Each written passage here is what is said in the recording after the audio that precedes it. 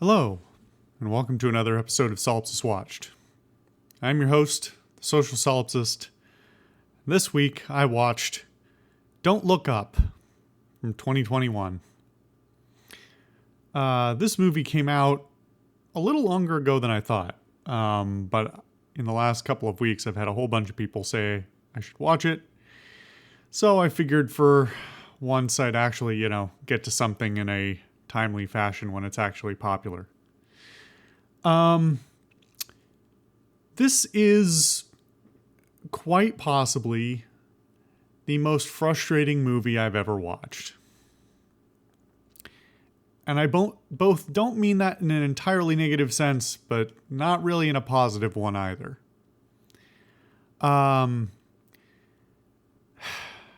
This is released on Netflix, and is apparently one of the top streamed movies they've ever released. It seems to be exceedingly popular. It's interesting. It is directed by Adam McKay, who has a bit of an odd mixed filmography. Not somebody I particularly have really strong feelings about. A lot of his history is a lot of sort of, for want of a better phrase, the sort of Apatow style, broad, lowbrow comedy. And that's not derision either. It's not supposed to be derisive. Some of his other movies I do enjoy, but they're hardly, they're lowbrow comedy. I don't think there's any arguing with that, even when they're very entertaining. The two things that he's made more recently, that are a bit of a departure before this were The Big Short, of which I am a huge fan, and Vice, which I have yet to watch, but have been meaning to. And it's an interesting direction for his career overall, but I don't know that it's necessarily directly relevant to this film, other than showing that he is capable of better. It's really hard to figure out what this movie is about as you're watching it. Frankly, the tone is kind of all over the place. And I didn't know who was directing it before watching it, so it also doesn't stand out stylistically in any particular way. I also didn't really know anything about the film, as I always say. I mostly try and go in blind to these things. And so I didn't really know what to expect, which led to all the more confusion as the film went on and the tone... I won't say it fluctuated, because it does make a pretty clear change, but I don't think it's executed well or even interestingly. Ostensibly, it's a satire, but it's not very good at being a satire. It misses basically everything necessary to be a good satire, or executes it extremely sloppily. It's really weird to me that this is by the same writer and director as The Big Short, because I like The Big Short so much, and it immediately went in my notes on like a short list of films I wanted to compare it to.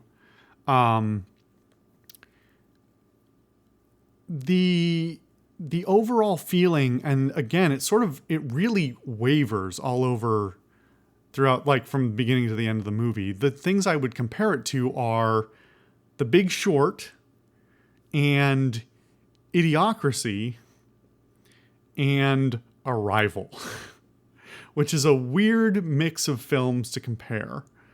But I think if you've seen it, it will make a bit more sense. And tonally, it can't figure out which, if any, of those films it is. It's trying to be a satire, but the framework is so unsubtle. The metaphor is so unsubtle. And really gets to the heart of why I found watching this so frustrating. To the point of, like, I had to pause it and come back to it, in like 5 minutes and just take a break. Because it's so...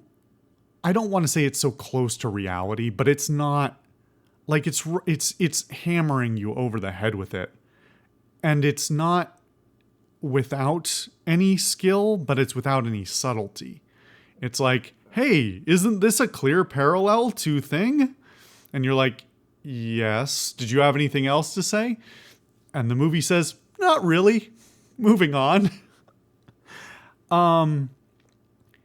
So both the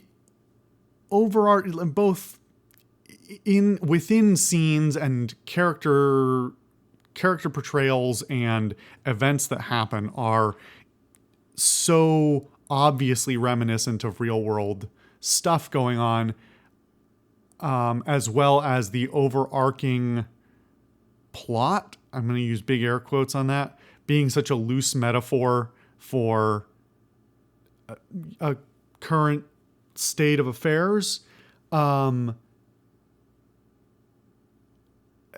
It's just frustrating because you're just like, this is just, somebody has just turned reality up another notch and then put it in front of me and hasn't really said anything very interesting about it. And so being reminded of the, terrible, confused, frustrating world that we live in, and the social, economic, political, religious, whatever, struggles that are ongoing in, both the US and international conversations, is like, it's just frustrating. It's just frustrating to watch because you're like, yeah, I get it. I don't want to be thinking about this. Weirdly, that's kind of the point. Because the overarching metaphor is, it's not, I don't think this is a spoiler at all. The overarching metaphor is a metaphor about ignoring climate change. But it's so sloppy. And it's not even a good metaphor. Like, the metaphor that's used is like, it's not applicable. It's not equal. It's like, it shows the symptomatic issues with the response, but the premise is flawed. I'm dancing around this a little bit because I'm trying not to spoil it, but it doesn't go so far as to satirize the response in a way that's enjoyable for its absurdity, nor does it give any element of hopefulness or some vision of something positive in any real way, like something like The Martian or something like that, and it doesn't say anything smart either.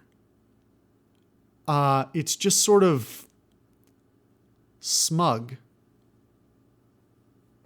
It's very much less than the sum of its parts. And it's sloppily, it's not badly written, but it needed some reworking. And it's fucking 2.5 hours long. it's way too long. It doesn't squander its time, but it just is too long. It doesn't deserve that. It's certainly not that extra half an hour, possibly not another 45 minutes or 60 minutes. So it's too long. And that's really a shame because this film theoretically has a lot going for it. It's actually pretty well produced. It's not extraordinary to look at in any way, but it's got some nice cinematography. It's pretty deliberate in how it's shot, and I do appreciate the artistry that went in there. A lot of the editing as well is really effective, both in a narrative sense of how it's delivered, but also a meta narrative sense of giving you a sense of the film editing as a character, to present, an emotional effect.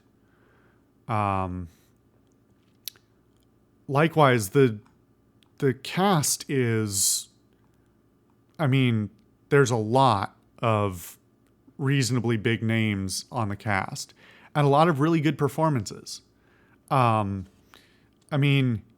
Even Jennifer Lawrence, who plays one of the leads, I guess, who I don't particularly care for as an actor, puts on a very, very good performance. DiCaprio also puts on a good performance. All of the performances are actually super, super solid. Everybody is the character they're supposed to play. It's just they're well written. They have good dialogue. They have a very clear, if unsubtle, characterization. But the deliveries, the acting is across the board pretty solid. And for all its lack of depth, it's not entirely one note either. There's some decent writing in here. But like I said, it doesn't even seem to know what the ultimate story it wants to tell is. It jumps around a little bit too much perspective-wise for you to really focus on one through line of a character or of a story. The film is you already sort of know the conclusion of the film is basically one of two things right when it starts. And it becomes very quickly obvious which one of those it's going to be. But it just doesn't say anything smart or interesting. It's just sort of an unsubtle farce. But it's not without its merits. Like I said, all these things about the production itself are actually really well done. I just wish it was as smart as it thought it was, or as concise as it ought to be, or as deliberate as the smugness ought to mean for it. It just doesn't reach. It doesn't reach that level at any point. It's particularly weird to me that it's also released on Christmas Eve. What a weird call. I don't know. Anyway, I don't know that I have a lot more to say about it. If you have watched it or you intend to watch it anyway, I'm not going to tell anybody it's a horrible waste of their time, or that it's without good reason to watch it, but I just didn't find that I got much out of it. And I don't think I would go back, or particularly recommend it. Unless you just want to get if if you want to get really wasted with some friends or something, it's probably not terrible. You just want someone in the background or something. Yeah, it's not smart and it's not funny. And it's not absurd enough to emotionally alleviate any of the pain that it causes. Anyway, if you've watched it, which statistically some of you probably have, let me know your thoughts. Thanks for watching another episode of Solipsist Watched. I've been the Social Solipsist, and I'll see you guys next time.